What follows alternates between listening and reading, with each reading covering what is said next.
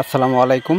আজ 17ই এপ্রিল রোজ বৃহস্পতিবার চলে আসছি নতুন একটি প্রতিবেদন নিয়ে আপনাদের মাঝে মইনুল ভাইয়ের খামারে।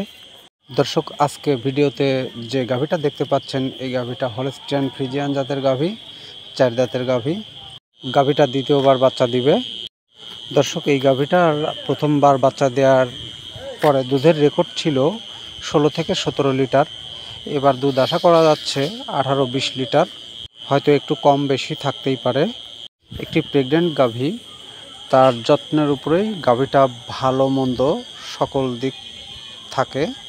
তো যাই হোক দর্শক, একটি গাভী বাচ্চা দেওয়ার পূর্বে যদি যত্ন খুবই কম হয়, সীমিত হয়, তাহলে সেই গাভীটা বাচ্চা দেওয়ার সময় অনেক জটিলতাই তৈরি করে।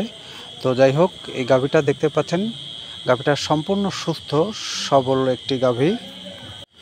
গাভীটার সকল দিক থেকে সুস্থ গাভী, স্বাস্থ্য ভালো। তো যাই হোক দর্শক, যদি কেউ এই গাভীটা নিতে চান, কারো যদি পছন্দ হয়, তাহলে সরাসরি মইনুল ভাইয়ের সাথে যোগাযোগ করে নিতে পারবেন।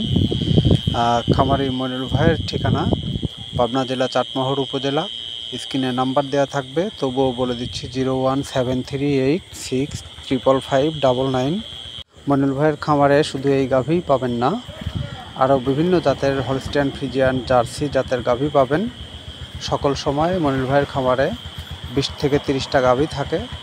তো এর মধ্যে থেকে বাছাই করে গাভী নিতে পারবেন মইনুল ভাইয়ের খামারে এসে। আর দুধালো গাভীগুলো সকাল বিকাল দুধ দহন করে তারপরে ক্রয় করার সুযোগ থাকবে মইনুল ভাইয়ের খামারে। এটা আমার কথা নয়, মইনুল ভাইয়ের নিজের কথা। সবশেষে বলি, গর্ভবতী গাভীকে সকল সময় যত্ন নিন এবং গাভীকে সুস্থ সবল রাখুন, যেন বাচ্চা দেওয়ার সময়কালে গাভীর জটিলতা তৈরি না হয়।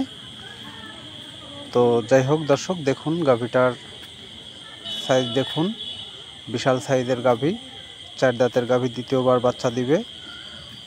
আর আপনারা নিজেরাও জানেন যে 4 দাঁতের একটি গাভী দ্বিতীয়বার বাচ্চা দিবে, সেই গাভীগুলো খুবই ভালো এবং সুন্দর মানের হয়ে থাকে। তো যাই হোক দর্শক, আমি ভিডিওটা আর লম্বা করতে চাই না।